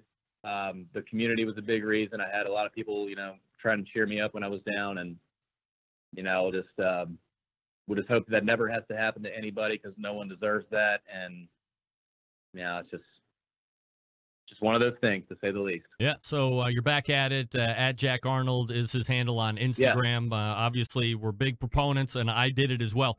Two-factor authentication, and then go ahead and make sure that that password is absolutely secure, and it's not your name +00 or password 77 or something stupid like that. Really take the time and invest in a strong password. Do the two-factor authentication, and appreciate you kind of sharing that story. I know it's not easy to talk about and something you probably want to move past as quickly as possible, but having that status, people want to have that story so they can make sure they're not putting themselves in the same situation. So I'm sure people are really appreciating the candor that you're sharing here this evening. But let's talk about something you're really good at, which is cooking, Jack. I mean, let's go. Let's get with it. So, my man, you are eating burgers 800 times a week, and they look better and better every time you do it. So at first I was like, he's showing the same burger thing over, but then I'm paying attention, and I realized, no. He is really down with burgers. So we kind of touched on it from a high level last time you were on, end of the year, but I wanted to recover here because your burgers are something of an extraordinary process. Simple probably in technique in doing it, but in the end product looks absolutely amazing. So if you could just kind of bust us back through a start to finish on one of Jack's burgers. Well, first off, Greg, that was very kind of you. That's big. Thank you very much for saying that. It means a lot. I basically don't have too tough of a process to it. I just really like using cast iron skillet over the grill so that it kind of does the crust on the outside to sear the juices in. So the process that I like to do is I'll sear them. I'll put them, about 400 degrees on cast iron outside, one flip only on each side, and then put it on indirect heat at about 350 degrees once you got the crust. Therefore, you're kind of smoking or baking the inside of the meat while you've got the outside crusted, so it's literally trapped everything on the inside. And the key is that you cannot probe it. You can't, take your meat thermometer and put that in your burger because you'll immediately see all the juice run out that you've worked so hard to save.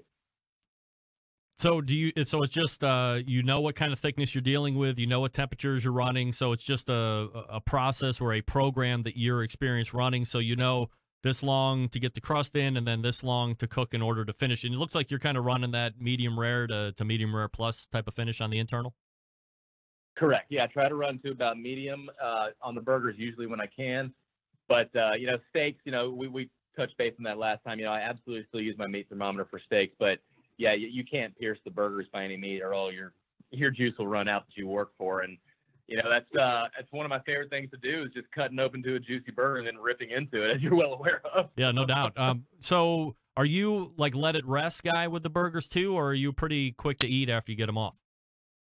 I let them rest for 5 minutes, sometimes 6 or 7 if I need to. But I always let it rest for 5 minutes before you cut into it. You don't want all the steam and everything to run out of it. But yeah, give it a few minutes. I typically see you using the Snake River Farms ground beef, but if you don't have access or you're looking for something a little different, is it something that can be used with like an 80/20, or I guess what would be your best recommendation outside of the Snake River Farms? Absolutely. I use 80/20 all the time, actually. It's the best way to do it. It's got a perfect amount of fat. It's going to cook down really nicely. It's going to be really juicy. It's not going to dry out. So yeah, that's exactly what I like to use is 80/20 if I'm not going to be using the American Wagyu ground beef, which I'm very, very fortunate to be able to use a lot of the time. 80/20 that's a wonderful blend. Jack Arnold joining me here on the show, talking about some live fire cooking right now. You had started the first time, well, it was this past week, I think you said it was the first time out. Terrace Major, I've been hearing a little bit about it. There's this other cut, that sirloin cap, that I've been seeing here over the last 5 or 6 months that everybody's on right now. But Terrace Major was a little bit new to me, so talk to me a little bit about this particular cut and then how you attacked it first time out. Well, this is the first time that I had ever used it, and quite frankly, I was amazed at the marbling. I mean, these things look like highly marbled baby filet mignon tenderloins. I mean, just the sight of them was absolutely amazing. So I didn't really know exactly what to do the first time. I asked Josh Tehan, some good advice on it, and they turned out, I think the internal temperature when I pulled it off was about 127, if I'm not mistaken. So I literally just went direct 400 degrees. And I think overall it went for about 14, maybe 15 minutes, if I'm not mistaken. About 14 minutes, yeah. And it turned out great. So you just went direct. You didn't have to you didn't have to reverse sear it or anything. So I'll absolutely be looking for more of those. I mean, that just had a great flavor to it. Let's talk a little bit about reverse sear. Also, I don't know if that dovetails or it's a blasphemous statement, sous vide, but let's take reverse sear first. Where do you stand on the process, and is that something that you would typically do and you just didn't do it this time, or is there a specific cut or thickness that you think works best with reverse sear? I try to reverse sear as many times as I possibly can. I mean, if it's a 3-finger thick fillet, I absolutely will. I would say if it's a New York strip or a ribeye, about 1.5 inches thick, I'm absolutely going to reverse sear those all the time. And what's your process? Do you take it up to a 125, 128 type deal? Are you a little lower than that? Usually about 120 to 125, I would say. When I reverse sear it, I go to about 250 degrees, and then I just bring it over to direct fire. So, yeah, when it's about 120 to 125, it's always going to heat up a few more degrees. So after that, I think you just want to pull it and rest. And, if you use really, really high-quality meat, the last thing you want to do is overcook it. So even go a degree or two earlier if you need to. Are you minute and a half on super high heat? I would imagine you're getting one of those big green eggs fired up with some kind of a lump charcoal situation and then just going for afterburner effect. You're exactly right. 90 seconds, exactly. Each side, just get that torch going, get that crust, that fire flavor, and once again, you've sealed everything in, and it's just the best way to do steaks. Jack Arnold talking to me about steaks right now. You had mentioned that you don't probe burgers, but you're probing steaks to kind of nail that doneness. Are you looking for a finish of into the 130s? I am okay with 130. I always try to keep it around, 127, 128 if I can. But you're talking a few degrees. I mean, it doesn't bother me too much. But yeah, I always try to actually keep it just a little bit under 130 personally. When are we going to see Jack Arnold at a SCA event taking on some of these other steak cooks? Is that something that interests you? Whenever I'm invited, whenever anyone wants to do that, I'm always down. I'm loving doing what we are now. We've been doing a lot of classes, been doing a lot of private dinners up here, and I'm just enjoying getting the time with everybody that I am. So anytime anyone wants me to do something, I'll always do it if I have the time. My man, I don't know if you're down or not, but June 15th, Hartville, Ohio, steak cook-off, first ever in Ohio. I mean, I'll send the private jet down for you, maybe hook up at Concord, fly you back out here, and then, we're all good to go. What do you say? June 15th. I'll write that down. That's 6 days before the Fish Charlotte concert. So, yeah, we can do that. Yeah, no doubt. Jack Arnold joining me here on the show. Now, the other thing that I notice as we're following on Instagram, certainly the meat's there, the burger's there. Got the cookers, as I just mentioned. You just recently re-signed with Team Big Green Egg for another 2 years, so congratulations on that. But you're also a beer guy to a certain degree. So talk to me a little bit about beer pairings, I guess, with steak, and then if you start to get into maybe poultry or fish or something like that, how do you see the whole craft beer situation as it plays well with your meats and proteins?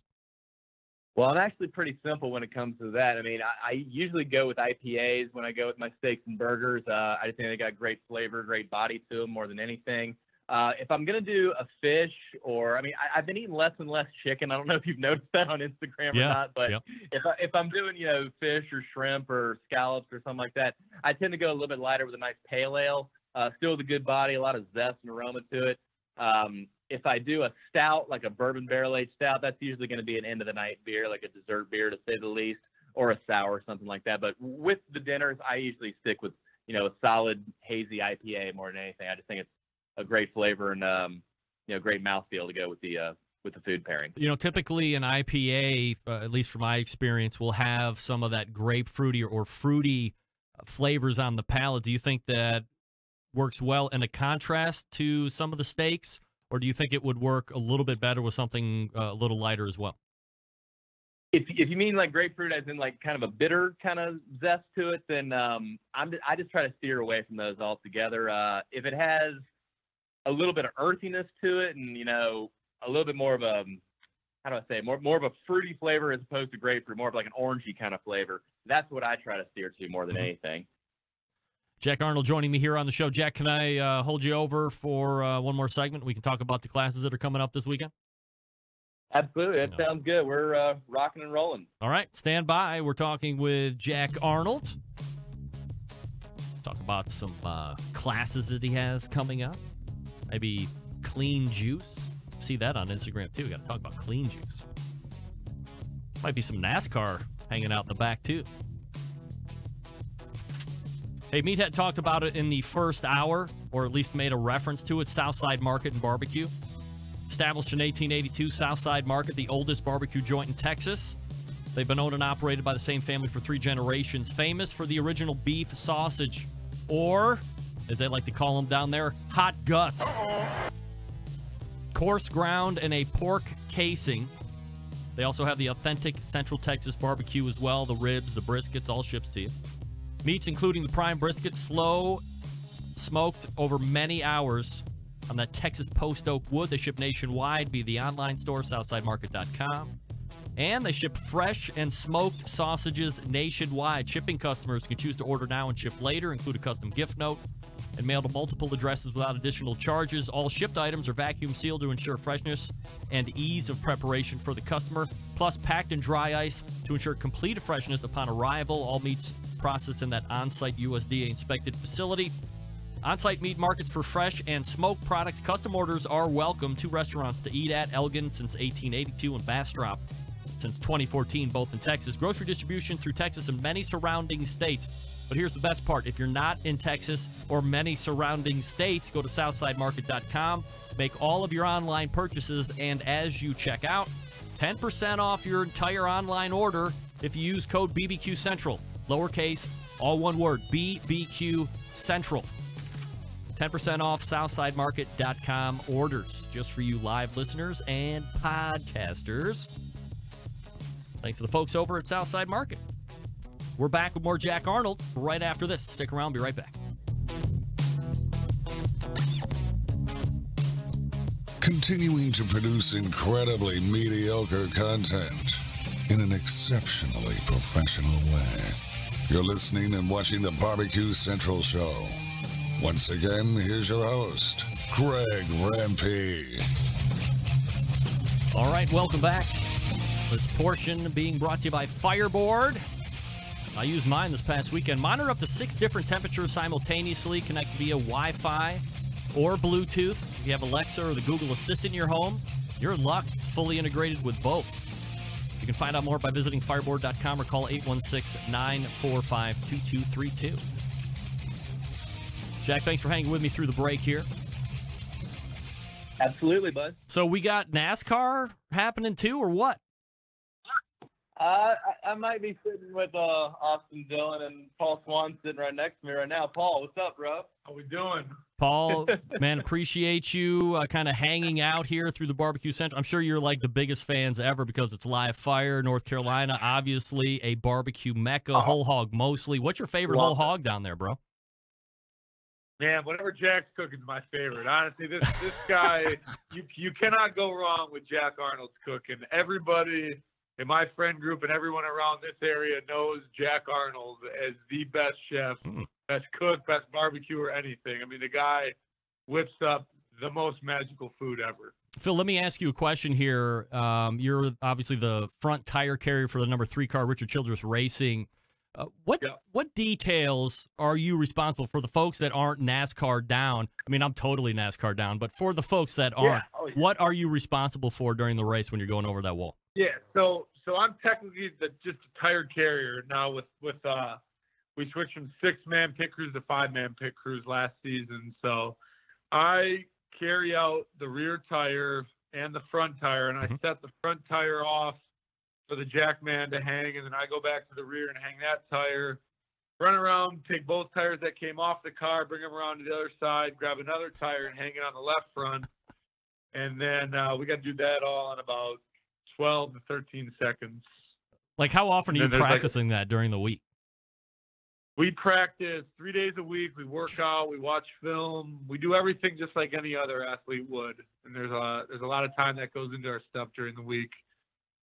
Phil, I mean, I've seen you on Instagram. I would imagine if the jack fails, you just reach that left hand underneath it, and you can just hike that car right up. I mean, you are huge. Oh, yeah.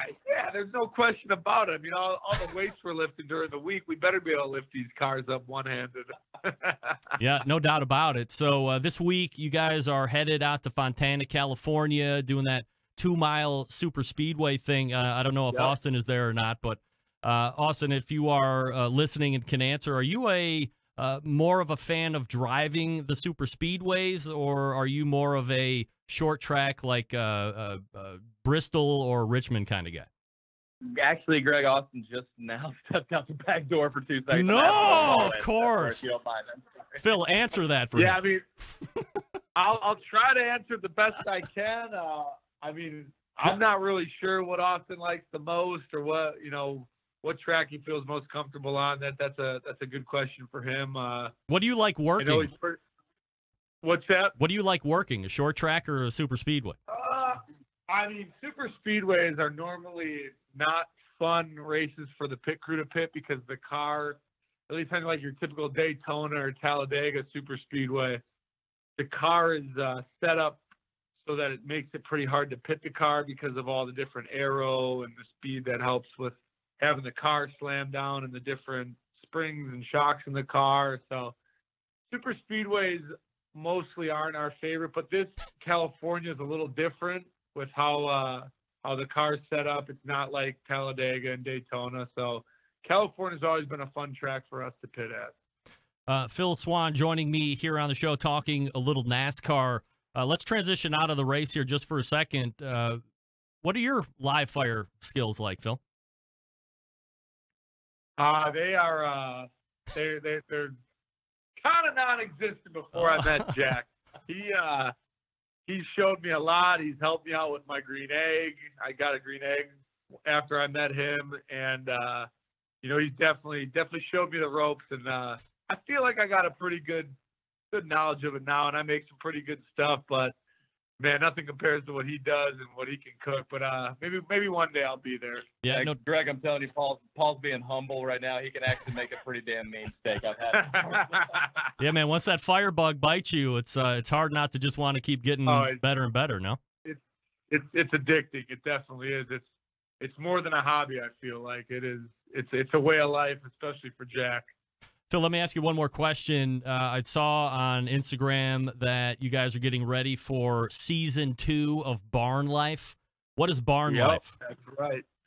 Man, it's a little deal. Me and Austin started last year, and our other buddy Boss. We just started small up in our little studio in Austin's barn, and had one camera and one little microphone, and we just wanted a cool show for us to express ourselves and talk about our lives and just all the stuff we enjoy doing, get some of our buddies on as guests, and it's kind of started growing from there. And we had it pretty big last season up at the barn, and then we kind of cut it off for a little while. We both got pretty busy with stuff, me getting married and him just being busy in the off season, and now we're going to get it going again. And they have this new studio up at his business, his Team Dillon Management. It's like his managing place, and so we got a pretty badass studio up there that we're going to get firing up and get it going again. And NASCAR is going to kind of jump in and have some fun with us with it too. So it's going to be a big season 2 for us with Barn Life. Well, my man, if for some reason Jack is not available to come on and give you straight talk about live fire, I mean, I know a guy. I'm just saying. Yeah, well, we will definitely keep that in mind. I don't want to hurt Jack's feelings, but sounds like you know your way around a microphone, so we might have to get you on there. Right on, man. Not hurt my feelings, Greg. It's okay. All right, man. Phil Swan, appreciate you coming on tonight. Yeah, appreciate you having me. Thanks, man. You got it. So that was Phil Swan transitioning back to Jack Arnold here as we close it out. Jack, let's quickly cover this coming weekend, which I have to imagine is one of your favorite things to do, not only cooking, but kind of like you're doing with Phil, spreading the good word of live fire cooking, helping people become better cooks, not only in their backyard, but potentially taking it somewhere that might be a little bit more competitive too. Yes, sir. I got to say that I'm really, really looking forward to going down to Texas this weekend to do another class of my favorite guys in the world down at Premier Grilling down in Frisco, best backyard retailing store in the country. HPV is going down in Dallas this weekend, so it's absolutely a huge weekend down there. I'm surprised you're not there, my friend. Me? Yeah. Oh, nah, man. Come on, man. You know me. I go nowhere. I'm anchored down. No, it's all right. I go college visits over the weekend trying to get people committed for volleyball scholarships. That's my job. I totally understand. I'll hopefully know about I will know about that soon. I don't mind making the announcement right now that I found out I'm actually going to be a father on August 24th. We're expecting our first child. Oh, so my man. Very Congratulations. about that, so, Look at that. Budding pitmaster. Thank you so much. It means the world more than anything. We're very, very excited about that. So we'll have a new griller in the family with us.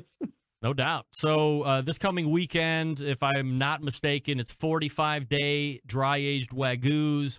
You got some caribou to pork stuff going on, the porterhouse versions, also lobster mac and cheese. Let's start there. I think one of my favorite things ever is lobster. So mac and cheese for sure, but then throw on lobster on top of that, and all of a sudden I'm in love like I can't stand it. I was told last time at our last class Premier Grilling that we had to do that again, so we're absolutely doing that again. Our guy Joe up at lobsteranywhere.com makes, he just has unbelievable fresh lobster. We order about 4 pounds of lobster. It's already declawed and deshelled, just put in bags, just add the meat to it, and it's absolutely amazing. So we like the big chunks of lobster in with our mac and cheese. I'll probably go with probably a rotini pasta this time to make it so it's, good bites. And I think the class is going to be, I hope they're very happy with it. I'm going to try very hard for it. Were you doing a different noodle the last time? Were you like a penne or elbow? I actually have done elbow. I've done rigatoni, but I think I just like rotini better. I think the cheese traps in the spirals really well, making for a better bite. Yeah, I absolutely agree with that. All right, so let's talk about caribou to pork porterhouses. So it's got that steak identification to it in the porterhouse. So obviously you have a loin and you have a strip on the side, but have you used these before?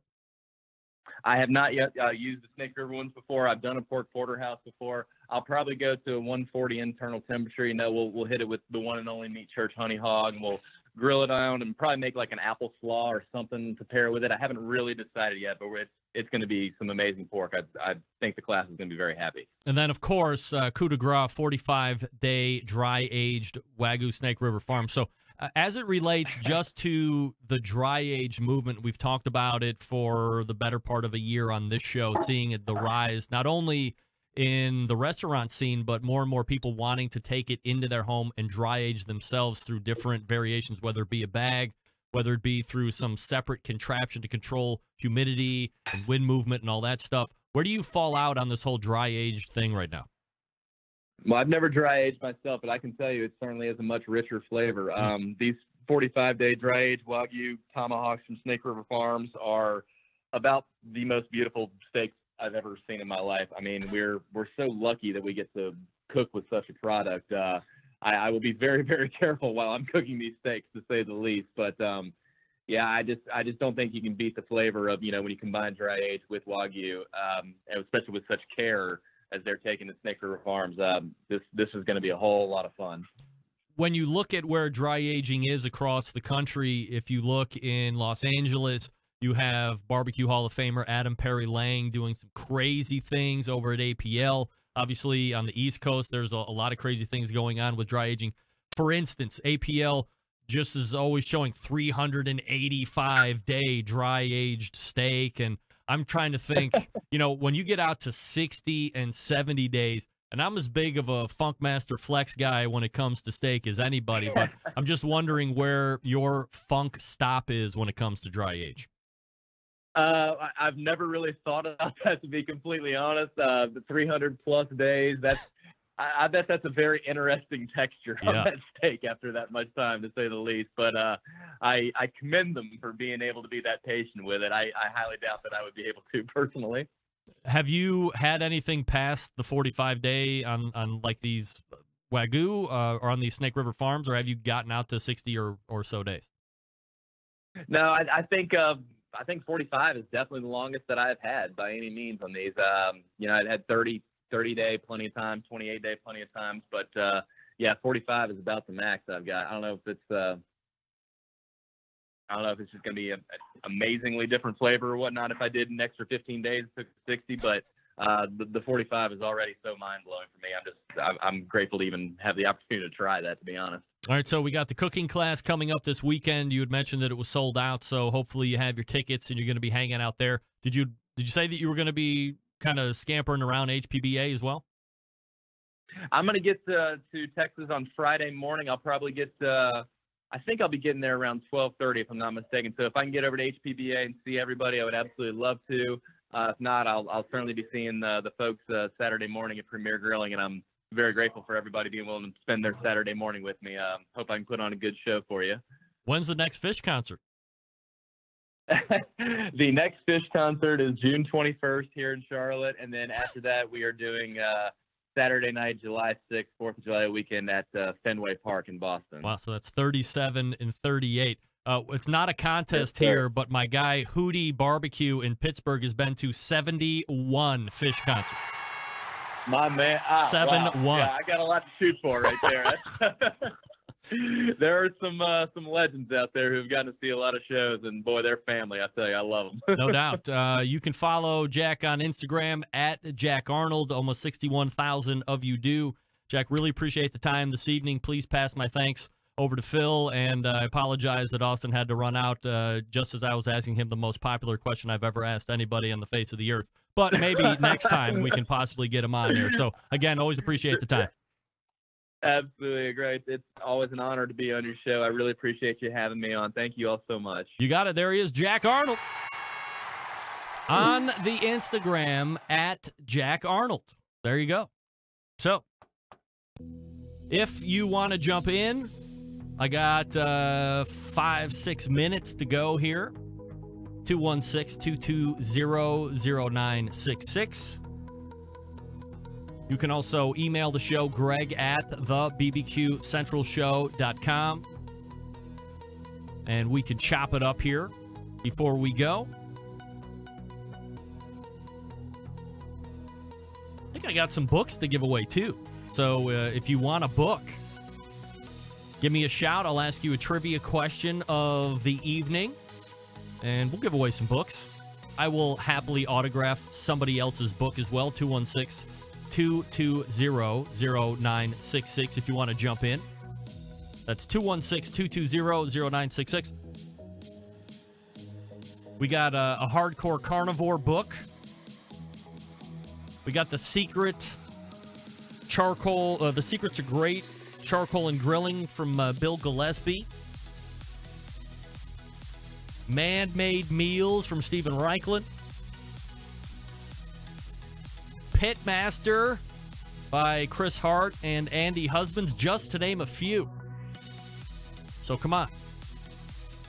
216-220-0966 or email me, Greg at thebbqcentralshow.com. Let's wrap it up. Stick around. Be right back.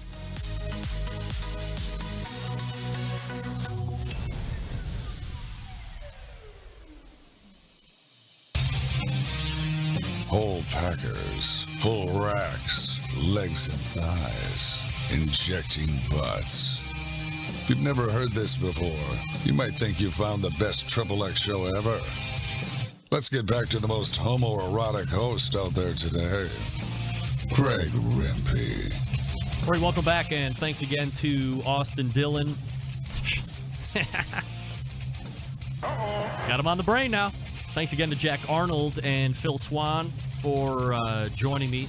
Jack, most of the segment. Phil coming in for a decent part of the second portion of that. Talking about what a tire carrier does for the number 3 NASCAR team of Austin Dillon and Richard Childress Racing. But I had some very unique questions just in case Austin was in. I wasn't going to go for the standard, how fast have you ever driven? What's it like to drive in a NASCAR? Bag questions. No. Wasn't going to go bag. I was going to go deep knowledge. Like, for instance, did you know that aside from Richard Childress being a prolific NASCAR car owner and team, my man makes some incredible wine in Essex, North Carolina.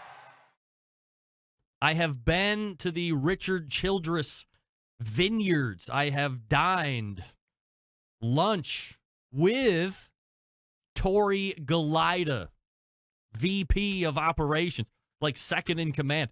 Also, not to go double bag, but I've actually had the same lunch with Austin Dillon's dad, Mike. By the way, one of the most tremendous human beings ever on the face of the earth. That was a different lifetime ago.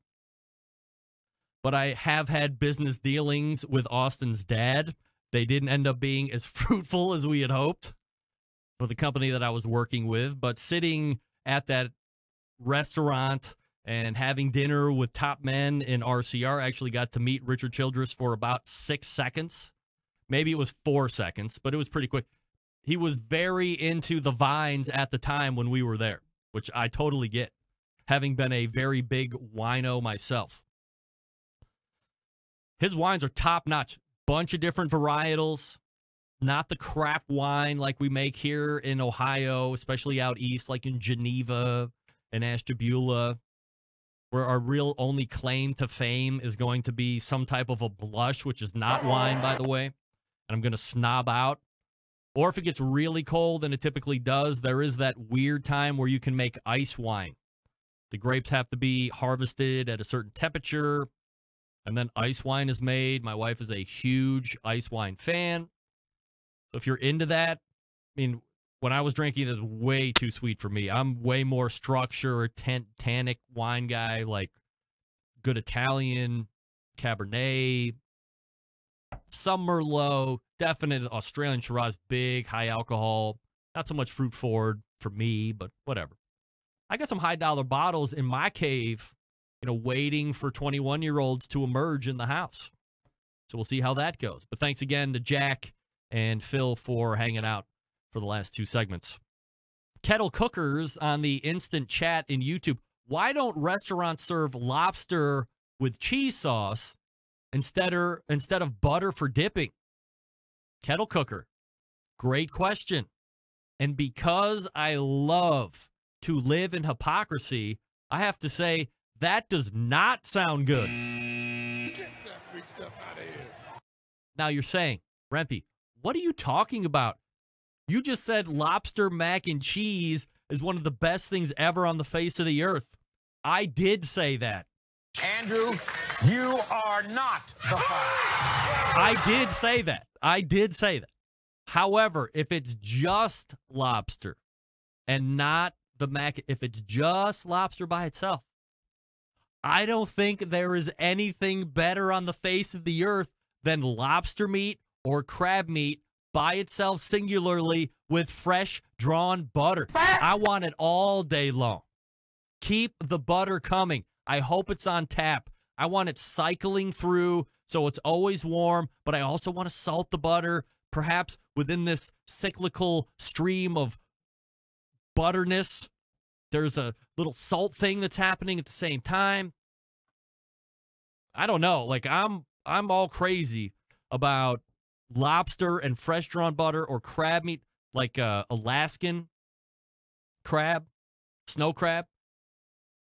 I'm telling you, back in the day, we went to Pickle Bill's, which is just over here, a couple towns to the east of me on the Grand River, and I put down 16 pounds of crab, all you can eat. The lady came back and said, "Sir, I just want you to know this is a very rare circumstance for us, but we are technically losing money on you tonight." Damn straight. I can house me some Alaskan snow crab. And lobster by itself, fresh drawn butter, all day long. All day long. So why don't they serve with a cheese sauce? Because it's not as good as fresh drawn butter. However, if you're going to make a great mac and cheese and you want to drop a heavy hand of lobster in that, I want that too. That's the best thing ever. Living in hypocrisy. That's what I do the best. All right, quick out. All the way back in the first hour, we talked with Meathead, pastrami, corned beef, lamb, all that. Second hour, We talked with Jack Arnold, mostly at Jack Arnold on Instagram. 61,000 of you follow him. Glad to see that he emerged out of Hackgate 2019 relatively unscathed. Things are back to normal. Tag the two-way authentication and strengthen the password. It could happen to you if you're weak. Toughen up on the passwords. Toughen up on the two-factor authentication. He said it. Happened to him. It could happen to you. We don't want to see that happen to anybody. Whether you got 100 followers or 61 or 61 million or 61,000 or whatever. Also, if you're lucky enough to have him doing your class at Premier Grilling this weekend, I'm sure you're going to enjoy it. Wish I was there. Maybe next year, HPB. We'll see. I can travel. Next year might be a little easier for me. And thanks to Phil Swan for jumping in there for a handful of minutes talking about NASCAR and all the good stuff. They are at Fontana, California for the, I think it's the Auto Parts 400. Let me check that. Auto Club 400. That's right. So if you're into NASCAR, check it out. Big show planned for you next week. Third Tuesday, Steven Reichlin is in. Grill Girl is in, amongst others. September 11th, 2001. I will never forget. Till next Tuesday at 9 p.m. Eastern Standard Time. This is your program host and proud U.S. American, Greg Rempe. Good night now.